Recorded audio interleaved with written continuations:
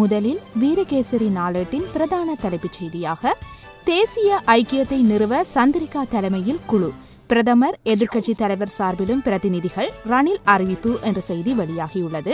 தேசிய ஐக்கியத்தை கட்டியெழுப்புவதற்கு முன்னாள் ஜனாதிபதி சந்திரிகா குமாரதுங்க தலைமையில் விசேட குழு அமைக்கப்படும். இன மத அரசியல் வேறுபாடுகளின்றி தேசிய ஐக்கியத்தை கட்டியெழுப்ப வேண்டியது அவசியமாகும்.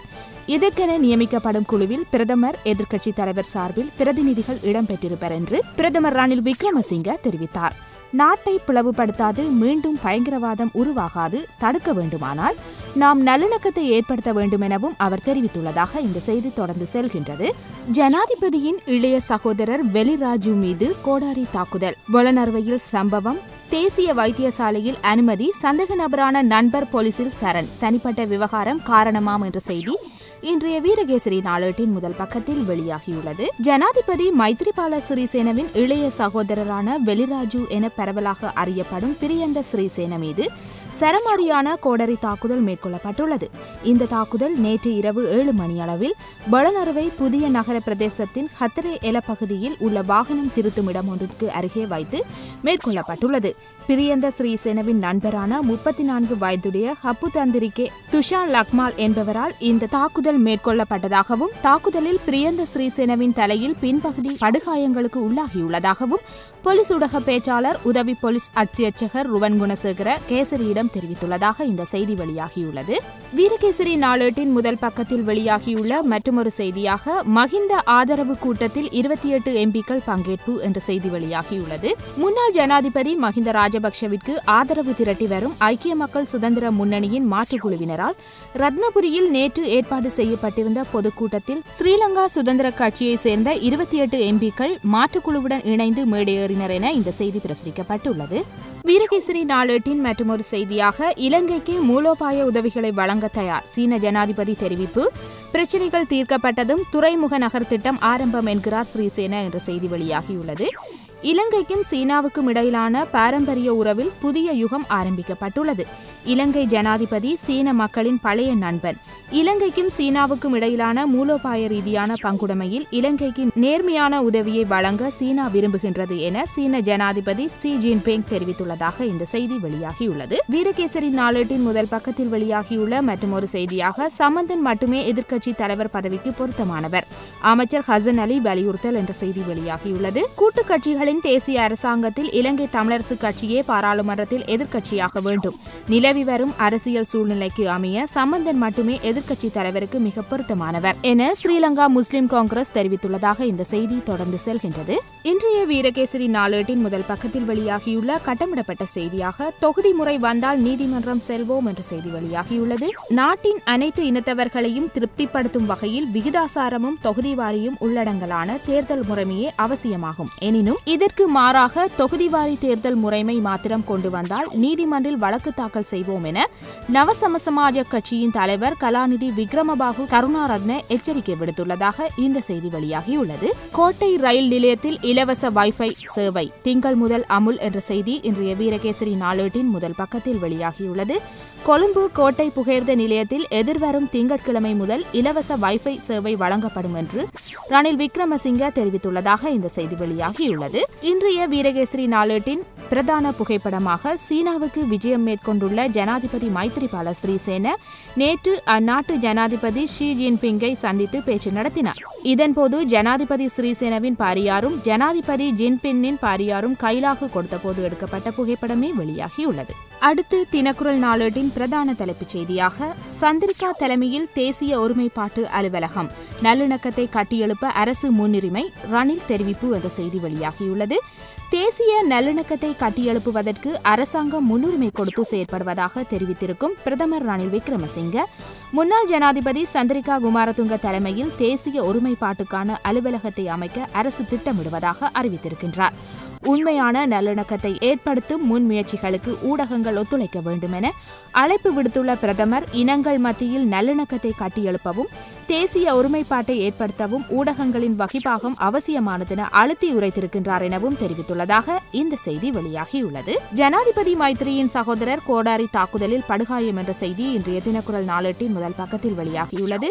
இது தொடர்பான மேலதிக செய்தியினை இன்று வெளியாகியுள்ள வீரகேசரி நாளேட்டில் பார்த்திருந்தோம். வவுனியா மாவட்ட பிரஜைகள் குழுவின் தலைவர் பயங்கரவாத தடுப்பு பிரிவின் விசாரணைக்கு அழைப்பு என்ற செய்தி இன்றைய தினக்குரல் நாளேட்டின் முதல் பக்கத்தில் வெளியாகியுள்ளது.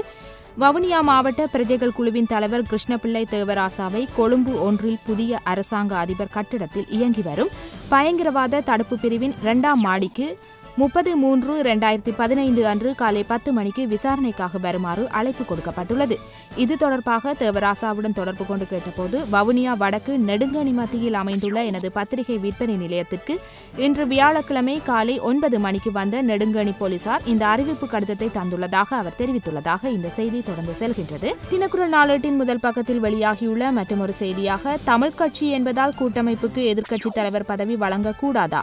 இனவாத சக்திகளின் கருத்தை கண்டிக்க வேண்டும் சுரேஷ் எம்பி தெரிவிப்பு என்ற செய்தி வெளியாகியுள்ளது. தமிழ் தேசிய கூட்டமைப்பு ஒரு தமிழ் கட்சி என்பதற்காக அதற்கு எதிர்க்கட்சி தலைவர் பதவி வழங்கப்படக்கூடாது என்று சில இனவாத சக்திகள் வெளியிட்டிருக்கும் கருத்தானது பாராளுமன்ற ஜனநாயகத்திற்கு முரணான விடயம் என்றும் அதை சபாநாயகரும் ஏனைய கட்சிகளின் தலைவர்களும் கண்டிக்க வேண்டும் என்றும் தமிழ் தேசிய கூட்டமைப்பின் பேச்சாளரும் யாழ் மாவட்ட எம்பியுமான சுரேஷ் பிரேமச்சந்திரன் தெரிவித்துள்ளதாக இந்த செய்தி பிரசுரிக்கப்பட்டுள்ளது.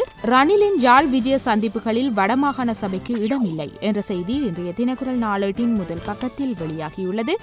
பிரதமர் ரணில் விக்ரமசிங்க இன்று யாழ்ப்பாணத்திற்கு விஜயம் மேற்கொண்டு பல்வேறு தரப்பினர்களையும் சந்திக்கின்ற அதேவேளை வடக்கு முதலமைச்சரை சந்திப்பதை தவிர்த்துள்ளதுடன் பிரதமர் கலந்து கொள்ளும் நிகழ்வுகளுக்கும் மாகாண சபையினருக்கு உத்தியோகபூர்வ அழைப்பு விடுக்கப்படாததால் பிரதமர் கலந்து கொள்ளும் நிகழ்வுகளையும் சந்திப்புகளையும் மாகாண சபையின் அமைச்சர்கள் உள்ளிட்ட மாகாண சபையினர் புறக்கணிக்கப் போவதாகவும் தெரிவித்துள்ளதாக இந்த செய்தி வெளியாகியுள்ளது. தினக்குரல் நாளேட்டின் முதல் பக்கத்தில் வெளியாகியுள்ள மற்றொரு செய்தியாக இடைநிறுத்தப்பட்ட துறைமுக நகர திட்டம் மீள ஆரம்பிக்கப்படும் ஜி ஜின்பிங்கிற்கு உறுதியளித்தார் மைத்திரி என்ற செய்தியும் இந்தியாவுடன் முத்தரப்பு ஒத்துழைப்பு மைத்திரி ஜி ஜின்பிங் பேச்சுவார்த்தை கொழும்பு ராணுவ தளபாடம் வழங்குவது குறித்தும் ஆராய்வு என்ற செய்தியும் வெளியாகியுள்ளது. இது தொடர்பான செய்தியினை இன்று வெளியாகியுள்ள வீரகேசரி நாளேட்டில் பார்த்திருந்தோம்.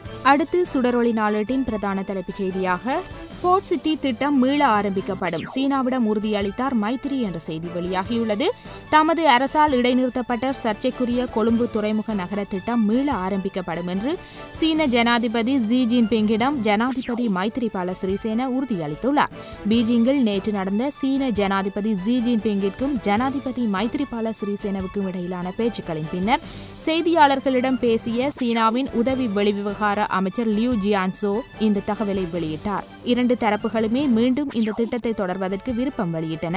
ஆனால் எந்தவொரு முக்கியமான மாற்றங்களும் அதில் செய்வதற்கு அதில் தொடர்புடைய நிறுவனங்களுடன் இணைந்து பணியாற்ற வேண்டியுள்ளது.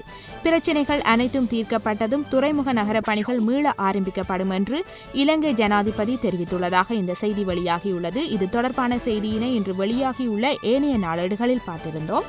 தமிழருக்கு அரசியல் தீர்வு உறுதியாக உள்ளது ஆஸ்திரேலியா தெரிவிப்பு என்ற செய்தி இன்றைய சுடரொளி நாளேட்டின் முதல் பக்கத்தில் வெளியாகியுள்ளது. இலங்கையில் ஜனாதிபதி மைத்திரிபால சிறிசேன தலைமையில் மலர்ந்துள்ள ஆட்சியை நாம் வரவேற்கின்றோம். இந்த ஆட்சியில் இலங்கையில் நல்லிணக்கம் ஏற்பட வேண்டும் என்பதிலும் தமிழ் மக்களுக்கு அரசியல் தீர்வு கிடைக்க வேண்டும் என்பதிலும் ஆஸ்திரேலிய அரசு உறுதியாக உள்ளதாக ஆஸ்திரேலியா சென்றுள்ள தமிழ் தேசிய கூட்டமைப்பின் நாடாளுமன்ற உறுப்பினரும் இலங்கை தமிழரசு கட்சியின் பேச்சாளருமான சிரேஷ்ட சட்டத்தரணி சுமந்திரனிடம் நேரில் தெரிவித்துள்ளார் அந்நாட்டு வெளிவிவகார அமைச்சர் என்ற செய்தி இன்றைய சுடரொளி நாளேட்டின் முதல் பக்கத்தில் வெளியாகியுள்ளது. உண்மையான நல்லிணக்கமே இலக்கு பிரதமர் ரணில் தெரிவிப்பு என்ற செய்தியும் இன்றைய சுடரொளி நாளேட்டின் முதல் பக்கத்தில் வெளியாகியுள்ளது. நாட்டில் உண்மையான நல்லிணக்கத்தை ஏற்படுத்த நடவடிக்கை எடுக்கப்படும் என பிரதமர் ரணில் விக்ரமசிங்க தெரிவித்துள்ளார். இதற்காக தென்னாப்பிரிக்காவில் உள்ளதை போன்ற உண்மையை கண்டறியும் ஆணைக்குழு போன்றதொன்றை அமைப்பதற்காக அந்நாட்டு பிரதிநிதிகளுடன் பேச்சுக்களை ஆரம்பித்துள்ளதாக அவர் தெரிவித்தார். தேசிய ஐக்கியத்தை ஏற்படுத்த அடுத்த கட்டம் நோக்கி செல்ல வேண்டியுள்ளதாகவும் அதற்கு முன்னாள் ஜனாதிபதி சந்திரிகா குமாரதுங்க தலைமையில் தேசிய ஐக்கிய தலைமையகம் ஒன்று அமைக்கப்படும் என்றும் இத்திட்டத்தில் அனைவரும் ஒத்துழைப்பு வழங்க வேண்டும் என்றும் பிரதமர் தெரிவித்துள்ளதாக இந்த செய்தி தொடர்ந்து செல்கின்றது. சட்டத்தரணிகள் சங்க தலைவராக அழகரத்னம் என்ற செய்தி இன்றைய சுடரொளி நாளேட்டின் முதல் பக்கத்தில் வெளியாகியுள்ளது. இலங்கை சட்டத்தரணிகள் சங்கத்தின் தலைவராக இலங்கை வரலாற்றில் முதல் தடவையாக தமிழர் ஒருவர் பதவியேற்கவுள்ளார்.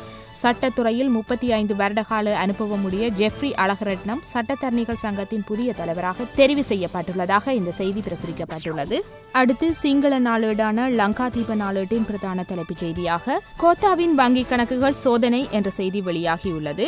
பாதுகாப்பு அமைச்சின் முன்னாள் செயலாளர் கோத்தபாய ராஜபக்ஷ, மேலதிக செயலாளர் ஜெயரத்ன மற்றும் அவன்கார்ட் நிறுவன பணிப்பாளர் சபையின் அனைத்து அங்கத்தவர்களினதும் வங்கிக் கணக்குகளை பரிசோதிக்குமாறு காலி நீதிவான் நிலுப்புலி லங்காபுர நேற்று குற்றப்புலனாய்வு திணைக்களத்திற்கு உத்தரவிட்டுள்ளார்.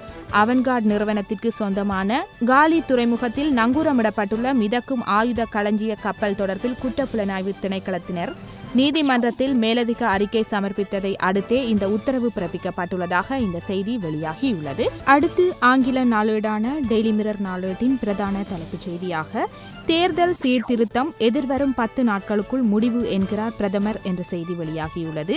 புதிய தேர்தல் சீர்திருத்தம் தொடர்பான முடிவு கட்சிகளினால் 10 நாட்களுக்குள் எடுக்கப்படும் எனவும் இதற்கான உண்மையான ஆணைக்குழு ஒன்று அமைக்கப்படும் என்றும் பிரதமர் ரணில் விக்ரமசிங்க நேற்று தெரிவித்துள்ளதாக இந்த செய்தி வெளியாகியுள்ளது. ஊடக நிறுவனங்களின் பிரதானிகள் மற்றும் தேசிய பத்திரிகைகளின் ஆசிரியர்களை அலரி மாளிகையில் பிரதமர் ரணில் விக்ரமசிங்க நேற்று சந்தித்து கலந்துரையாடிய போது இதனை தெரிவித்துள்ளதாக இந்த செய்தி தொடர்ந்து செல்கின்றது.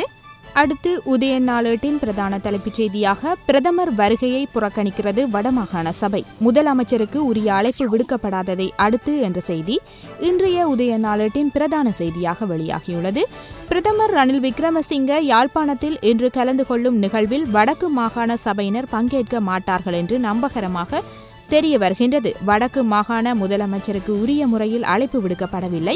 அதையடுத்து வடக்கு மாகாண சபையினர் இந்த தீர்மானத்தை எடுத்துள்ளனர் என்று தெரிய வருகின்றதாக இந்த செய்தி பிரசுரிக்கப்பட்டுள்ளது. உதயன் நாளேட்டின் மற்றொரு செய்தியாக காணியை தருமாறு ரணிலிடம் கோரிக்கை இன்று நேரில் விடுக்கப்படவுள்ளது என்ற செய்தி வெளியாகியுள்ளது. இது தொடர்பான மேலதிக செய்தியினை இன்று வெளியாகியுள்ள உதயன் நாளேட்டில் பார்க்கக்கூடியதாக அமைந்துள்ளது. இதுவரை கொழும்பிலிருந்து வெளியாகியுள்ள நாளேடுகளின் பிரதான செய்திகளையும் யாழ்ப்பாணத்திலிருந்து வெளியாகியுள்ள நாளேடுகளின் பிரதான செய்திகளையும் பார்த்திருந்தோம். மீண்டும் ஒரு நாளேடுகளில் நமது பார்வையூடாக சந்திப்போம். நன்றி, வணக்கம்.